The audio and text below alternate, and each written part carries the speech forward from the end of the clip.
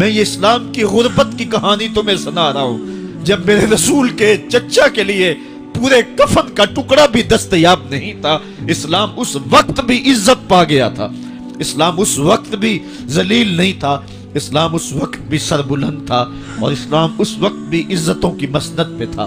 یہ اسلام کا وہ دور ہے کہ جب حضور مسجد نبوی سے باہر نکلتے ہیں تو آگے حضرت عمر و ابو بکر رضی اللہ تعالی عنہما کھڑے ہیں، چہرے کے اوپر عجیب اداسی ہے۔ کہا عمر، ابو بکر اس وقت کیوں کھڑے ہو؟ عرض کی حضور بھوک نے گھر میں ٹکنے نہیں دیا، ہم نے چاہا حضور کا چہرہ دیکھ لیں تو کچھ پیاس بجھ جائے، کچھ بھوک مٹ جائے۔ حضور نے فرمایا میرا حال بھی یہی ہے، جس چیز نے تجھے گھروں سے نکالا ہے وہی چیز مجھے گھر سے نکال لائی ہے۔ چلتے ہوئے حضرت ابو ایوب انصاری کے گھر کے قریب سے گزرے،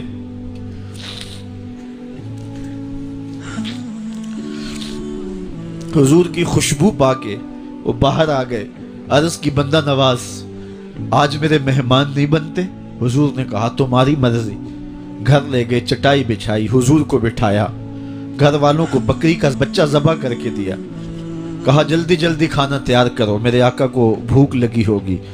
یہ کہہ کے واپس آئے، حضور کے پاس بیٹھے، نظر چہرے پہ پڑی تو گھبرا گئے۔ نکاحت کے آثار اتنے واضح تھے کہ سمجھ آ رہی تھی کتنے دنوں سے حضور نے کچھ نہیں کھایا۔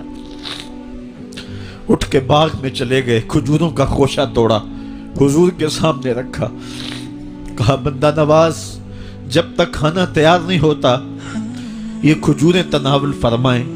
تھوڑی دیر کے بعد کھانا دسترخوان پہ لگ گیا، حضور سے عرض کی گئی حضور آئیں کھانا تناول کر لیں۔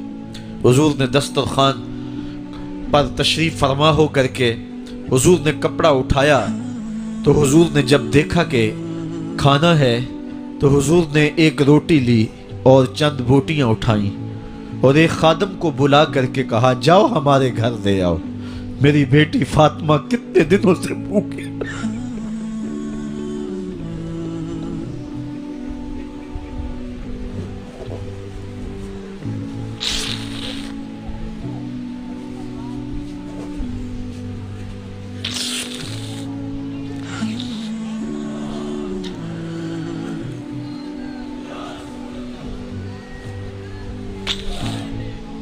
کہا جاؤ ہمارے گھر دے آؤ، میری فاطمہ کتنے دنوں سے بھوکی بیٹھی ہوئی ہے، مال کے کونین ہیں گو پاس کچھ رکھتے نہیں، دو جہاں کی نعمتیں ہیں ان کے خالی ہاتھ میں۔ آپ کو پتا ہوگا کہ جب میرے رسول کا انتقال ہوا ہے، حضور کا وصال ہوا ہے، تو حضور کی ایک زرہ ایک یہودی کے گھر میں گروی رکھی ہوئی تھی، حضور نے زرہ رکھ کر کے اس سے قرض لیا ہوا تھا۔ یہ اسلام کی غربت کی کہانی ہے، اور پھر اللہ نے اسلام کو امارت کے رنگ بھی دیے۔ آؤ تمہیں کہانی سناؤں، حضرت عدی بن حاتم روایت کرتے ہیں، صحیح بخاری میں روایت ہے۔ یہ حاتم تائی کے بیٹے ہیں، کہتے ہیں میں حضور کی خدمت میں حاضر ہوا، ایک شخص آیا کہنے لگا حضور غربت نے میرا برا حال کر دیا ہے، اور اس نے شکایت کی، غربت کی، پسماندگی کی اور اپنی معاشی بدحالی کی۔ پھر ایک شخص آیا کہنے لگا حضور میرے پاس دولت تو ہے لیکن میں نے جس منزل پہ جانا ہے راستہ پر خطر ہے، تو میرے لیے کیا حکم ہے کہ میں کیسے راستہ طے کروں؟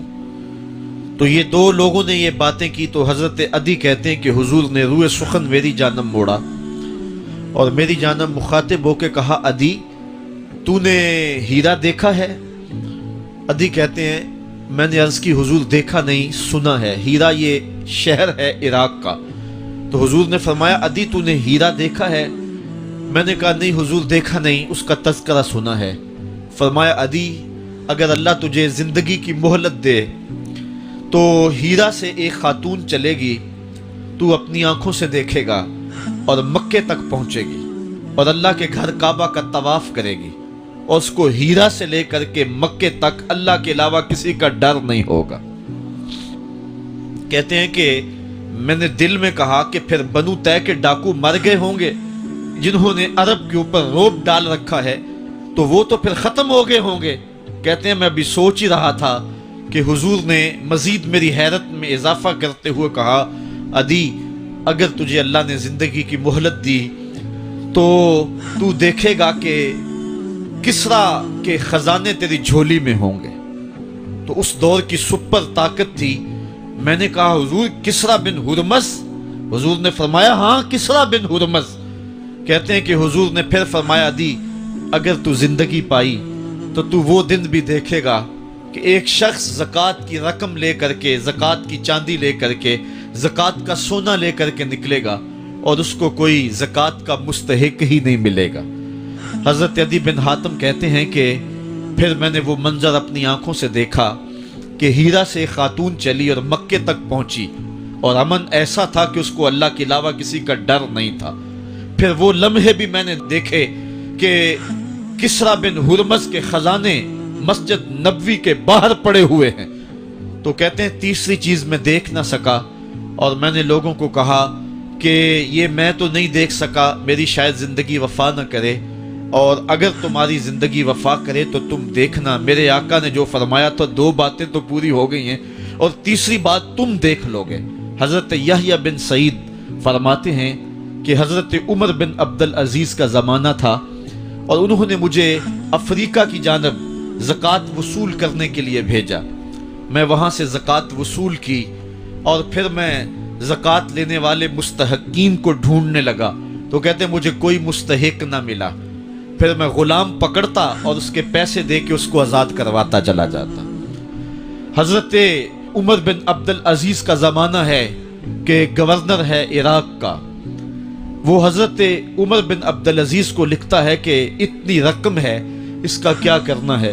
تو عمر بن عبدالعزیز کہتے ہیں رقم لے کے یہاں نہ آنا، وہاں عراق کے لوگوں میں بانٹ دو، جو زکوٰۃ کے مستحق ہیں ان کو تقسیم کر دو۔ تو گورنر لکھتا ہے جو مستحق ہے ان کو دے دی، اب کوئی مستحق نہیں رہا تو میں کیا کروں؟ تو حضرت عمر بن عبدالعزیز کہتے ہیں جو مقروض ہیں ان کا قرض اتار دو۔ تو کہتے ہیں کہ ہاں قرض بھی میں نے اتار دیا ہے، رقم پھر بھی بچ رہی ہے، کیا کروں؟ تو حضرت عمر بن عبدالعزیز نے پھر لکھا جو شخص شادی کرنا چاہتے ہیں ان کا حق مہر ادا کر دو۔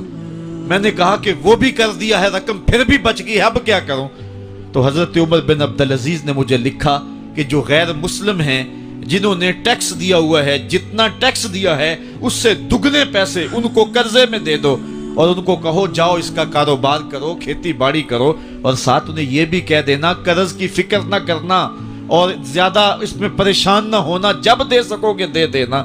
یہ دور بھی پھر اسلام نے دیکھا اور یہ گھڑیاں بھی دیکھی، جب چتھڑے پہنے ہوئے تھے، جب پیوند لگے لباس پہنے تھے، جب پیٹ میں ڈالنے کے لقمہ بھی نہیں تھا، اللہ کا دین اس وقت بھی غالب تھا